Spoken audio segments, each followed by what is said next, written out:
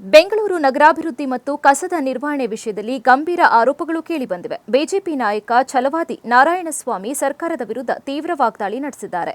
ಕಸದ ನಿರ್ವಹಣೆ 311 ಕೋಟಿ, ರಸ್ತೆ ಡಾಂಬರೀಕರಣಕ್ಕೆ 663 ಕೋಟಿ ಖರ್ಚು ಮಾಡಿದ್ದಾರೆ ಎಂದು ಹೇಳಲಾಗ್ತಾ ಇದೆ. ಆದರೆ ಆ ಕೆಲಸ ಎಲ್ಲಿದೆ? ಇನ್ನು ಹಳ್ಳಗಳು ಯಾಕಿವೆ ಎಂದು ಪ್ರಶ್ನಿಸಿದ್ದಾರೆ. ಇನ್ನು ಮುಂದೆ ಮಾತನಾಡಿದ ಅವರು, ಗಾರ್ಬೇಜ್ ಮೇಲೆ ಹೊಸ ತೆರಿಗೆ ಹಾಕಲಾಗಿದೆ. ಕಸ ನಿರ್ವಹಣೆಗೆ ಪ್ರತ್ಯೇಕ ಅಧಿಕಾರಿಗಳ ತಂಡ ಮಾಡಿ ಅವರಿಗೆ ಹೆಚ್ಚುವರಿ ಸಂಬಳ ಕೊಡಲಾಗ್ತಾ ಇದೆ ಎಂದು ಆರೋಪಿಸಿದರು. ಸಾಲಿಡ್ ವೇಸ್ಟ್ ಮ್ಯಾನೇಜ್ಮೆಂಟ್ ವಿಷಯದಲ್ಲಿ 198 ವಾರ್ಡ್ಗಳನ್ನು ಮೊದಲು 33 ಪ್ಯಾಕೇಜ್ ಮಾಡಿದ್ರು.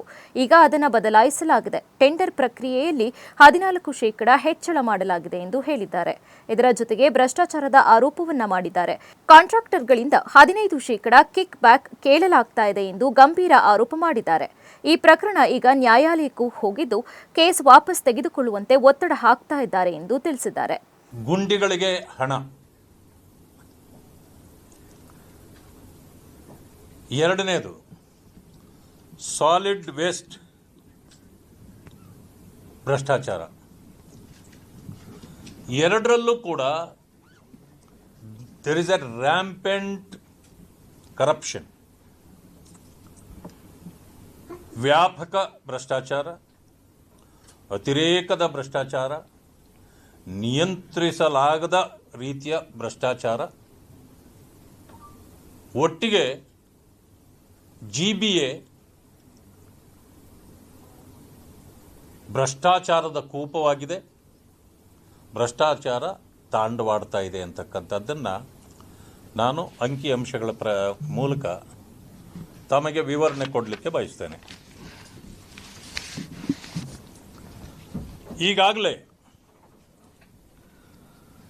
ಅದರ ಸಚಿವರು ಮತ್ತು ಉಪಮುಖ್ಯಮಂತ್ರಿಗಳು ಆಗಿರ್ತಕ್ಕಂಥ DK ಶಿವಕುಮಾರ್ ಸದನಕ್ಕೂ ಕೂಡ ಮಾಹಿತಿ ಕೊಟ್ಟಿದ್ದಾರೆ.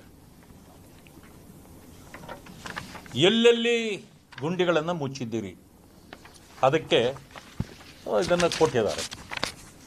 ನಿಮ್ಮ ಮುಂದೆ ನಿನ್ನೆ ಇವತ್ತು ಪತ್ರಿಕೆಗಳಲ್ಲೂ ಕೆಲವು ಅದರಲ್ಲಿ ಬಂದಿದೆ.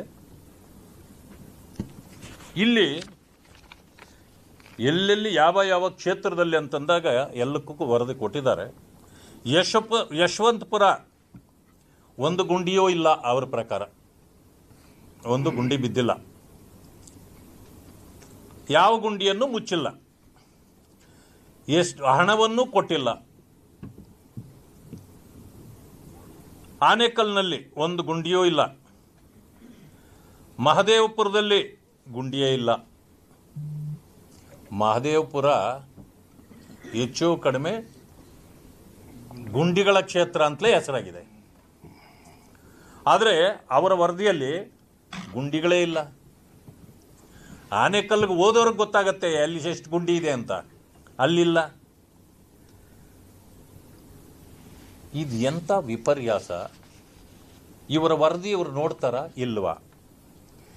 ಇದರಲ್ಲಿ ಒಟ್ಟು 41,150 ಗುಂಡಿಗಳಿದೆ ಅಂತ ಅವ್ರು ಹೇಳಿದ್ದಾರೆ. 39,887 ಗುಂಡಿಗಳನ್ನು ಮುಚ್ಚಿದ್ದೇವೆ. ಇದಕ್ಕೆ ಖರ್ಚಾದ ಹಣ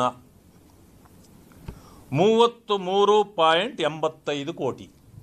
ಇನ್ನು ಮುಂದೆ ಲೋಕಾಯುಕ್ತ ತನಿಖೆ ನಡೆಸಬೇಕು ಎಂದು ಆಗ್ರಹಿಸಿ ತಕ್ಷಣ ಮರು ಟೆಂಡರ್ ಕರೆಯಬೇಕು. 7 ವರ್ಷದ ಟೆಂಡರ್ ಮಾಡುವುದು ನಿಯಮ ವಿರೋಧಿ ಎಂದು ಹೇಳಿದ್ದಾರೆ. ಇದೇ ವೇಳೆ ಮತ್ತೊಂದು ವಿಚಾರವಾಗಿ ವಿನಯ್ ಕುಲಕರ್ಣಿ ಅಮಾನತ್ತು ವಿಚಾರದಲ್ಲಿ ಸರ್ಕಾರ ತಾರತಮ್ಯವನ್ನ ಮಾಡ್ತಾ ಇದೆ ಎಂದು ಆರೋಪಿಸಿದ್ದಾರೆ.